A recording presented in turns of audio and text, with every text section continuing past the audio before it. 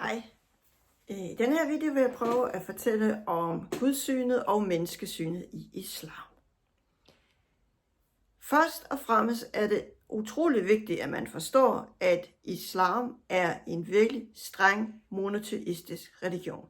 Altså, ifølge islam er der virkelig kun én Gud og no bullshit. Ikke noget med sønner af Gud eller whatever. Der er én Gud, og én betyder én. I og med, at der kun er én Gud ifølge islam, er det også Gud, der bestemmer alt. Fordi hvis der var en anden overnaturlig magt i verden, der havde noget at skulle have sagt, så kunne man jo diskutere, om den anden eller tredje, whatever magt, også var en slags Gud. Og så går der givet i monoteismen, så det kan man ikke have. Med andre ord, ifølge islam, står Gud for ultimativt for alt, hvad der sker i verden. Så hvis jeg efter at have optaget den her video, går uden for mit hus og bliver kørt ned af en forvildet bus, jamen så er det fordi, at Allah og Gud har bestemt, at det er det, der skal ske med mig. Med andre ord, i islam har man noget, der hedder monisme. Det vil sige, at den ene Gud bestemmer alt, hvad der sker i vores liv, både det gode og det onde. Ondt og godt udgår fra den ene princip, Gud, altså monisme. Godt. Men, som jeg også lagde op til, så har man også det, man kan kalde for determinisme, fordi det er Gud, der bestemmer skæbnen. Og faktisk, ifølge islam, er det sådan, at det er alle skabningers skæbne at være muslimer på det sådan materielle plan. Min kat, der ligger derovre i min skubberstol og slikker sig selv og lever en helt anden verden end jeg, er muslim. Hvorfor? Fordi min kat er underlagt de naturlove, som Gud har skabt for verden.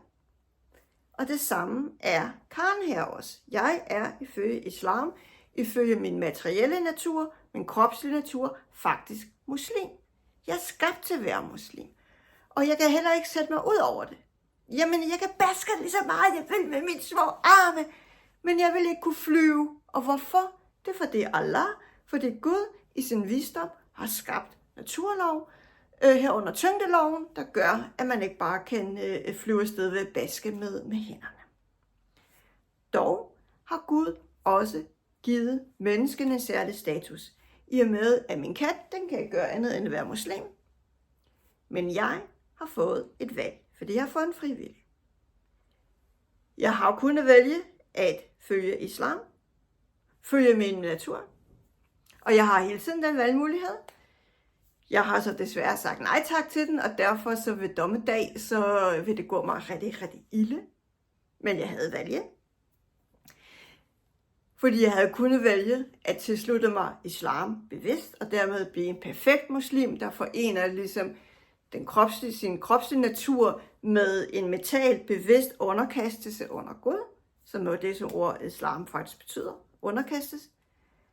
Og så kunne jeg, hvis jeg så ellers følger Allahs regler, gøre mig håb på noget des, ikke? At Gud vil belønne mig, fordi jeg har gjort, hvad han sagde. Men det er så for mit vedkommende, ser det ikke så godt ud med det.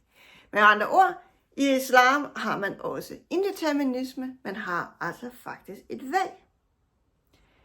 Det giver selvfølgelig så en form for paradoks, fordi hvordan kan man på den ene side have en skæbne, der er forudbestemt af Gud, og på den anden side faktisk jo selv så kan vælge noget, og dermed også påvirke sin skæbne. Og se, det har vi ikke rigtig noget gode svar på. Kender det jo også andre religioner, også i kristendommen, i den her herlige debat, kan Gud skabe en sten, der er så tung, at han ikke kan løfte den, og bare sådan, ja, det har vi ikke rigtig noget svar på. Islams svar kan være sådan noget i retning af, at Gud jo kender vores skæbne, og vi gør det ikke. Men i sidste instans vil jeg sige, at ifølge islam, Allah ved bedre, så det skal vi bare acceptere det, som det er. Godt. Ha' en god dag, og held og lykke med din religionseksamen, når du kommer så langt. Hej hej.